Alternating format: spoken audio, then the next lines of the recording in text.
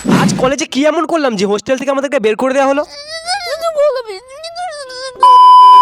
ব্যাপারটা তাহলে শুরু থেকে বলা যাক। দেখো, আজ থেকে ঠিক 4 বছর আগে 2021 সাল নাগাদ এইচএস দিয়ে নাচতে নাচতে ওয়েস্ট বেঙ্গল থেকে ব্যাঙ্গালোরে চলে আসি বিএসসি নার্সিং এর কোর্স করবো বলে। আর তার থেকে ঠিক 4 বছর পরে 2025 এসে আমাদের কলেজ থেকে মহারাষ্ট্রের সোলাপুর নামের এক জায়গাতে পাঠানো হচ্ছে ইন্টার্নশিপ করার জন্য।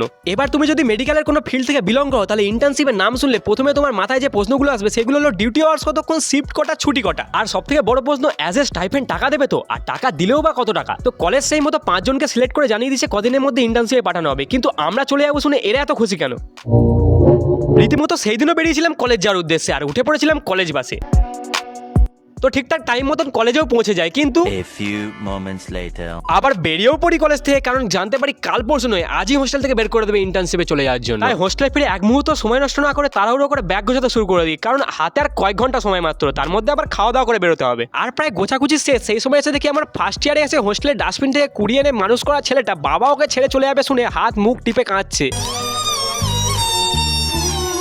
আর যেহেতু গোটা ব্যাচের মধ্যে প্রথম ইন্টার্নশিপ আমরা যাচ্ছিলাম, তাই বাকি বন্ধুদেরকে টাটা বাই বাই করে বেরোনোর প্রস্তুতি নিচ্ছিলাম। আর সেই সময় চোখে পড়ে একটা ইমোশনাল সিন। চোখের জলে ভাসিয়ে দিলাম মনের ঠিকানা। তারপর রুমের গেট লক করে ব্যাগগুলো বইতে দিয়ে দিই ভাড়া করা কুলিগুলো, মানে বন্ধুগুলোকে। তো শালা বহুত নীচ আদমি রে। তারপর বেরোনোর আগে জুনিয়রদেরও টাটা বাই বাই এসব করে দিয়ে চলে আসি হোস্টেলের ক্যান্টিনে, যেখানে এসে আমি রিয়েলাইজ করি আগামী 6 মাস হোস্টেলের এই প্রিয় খাবারটা আমি মিস করে ফেলবো। তারপরে এই ব্যাগপত্র সব হোস্টেল থেকে বাইরে বের করে যখন অপেক্ষা করছিলাম, তখন শুনতে পাই আরেকজনের মরা কান্না, যেটা শুনতে ছিল কিছুটা এইরকম। তারপরে সব নাটকবাজি শেষ করে ব্যাগ নিয়ে চলে আসি মেন রাস্তায়, যেখানে ক্যাব বুক করা হচ্ছিল, কারণ এরপরে যাওয়া হবে বাস স্টপে। টোটাল 2টো ক্যাব বুক করা হয়, যার মধ্যে একটা ক্যাব আগে চলে এলে তার মধ্যে সব লাগেজগুলো তুলে দেওয়া হচ্ছিল। আর নিজের লোয়ার এক্সট্রিমিটিস দেখে ফ্লেক্স করতে করতে গাড়িতে ব্যাগ তুলতে সাহায্য করছিল আমাদেরই সঙ্গে থাকা হট প্যান্ট পরিহিত এক সুন্দরী যুবক। দেখো, বেশিরভাগ ব্যাগ এই গাড়িতে নিয়ে চলে যাই আমি, আর বাকি থাকা ব্যাগগুলো বাকি 4 জন নিয়ে চলে আসবে পরের গাড়িতে। আর ব্যাঙ্গালোরের রাস্তায় ট্রাফিক জ্যাম থাকবে না তা তো হয় না, তাও ঠিকঠাক সময়ে পৌঁছে যায়। আর ব্যাগ ট্যাগ নামিয়ে তারপর লোকটাকে যখন ভাড়া মেটাচ্ছিলাম, ঠিক সেই সময় বাকিরাও পৌঁছে যায়। আমরা যে বাসে করে যাবো সেই বাসটা আসবে এই লেনে, তাই ওই লেন থেকে এই লেনে সমস্ত ব্যাগগুলোকে নিয়ে আসা হচ্ছিল। ওই লেন থেকে এই লেনে দৈত্যাকার থলিগুলো নিয়ে এসে যে পাস করছে সে হলো রাকেশ।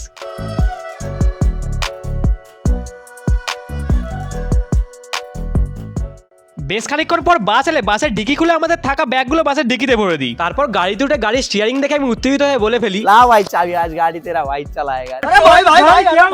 তারপর বাসের সমস্ত যাত্রীদের রিকোয়েস্ট করে আমি আমার মন চেঞ্জ করে নিই। আর আমরা যে বাসে জার্নি করছিলাম এটা হলো তার ইন্টেরিয়ার ভিউ, যেখানে সবকিছু সুন্দর আর পরিষ্কার ছিল। আর এটা হলো আমার সিট, যেখানে আমি আমার ব্যাগটা রেখে দিয়ে এবার ওঠার চেষ্টা করবো। আর আমাদের 5 জন যে যার সিটে ব্যাগ রেখে এবার এক এক করে উঠছে। আর আমাদের 5 জনের জন্য এই নন এসি স্লিপার বাসে আমাদের 2টো ডবল সিট ছিল আর একটা সিঙ্গেল সিট বুক করা ছিল। তারপর জায়গা মতন ব্যাগটা রাখার পর দেখি বাস কন্ডাক্টর এসে আমাদের নাম কনফার্ম করতে। আমি যে সিটটা পেয়েছিলাম সেটা ছিল ডবল সিটের, আর আমার সঙ্গে যে সহযাত্রী ছিল সে হলো আমার হোস্টেল লাইফে পাতানো ভাইপো, যার নাম রেখেছি আমরা বাবু।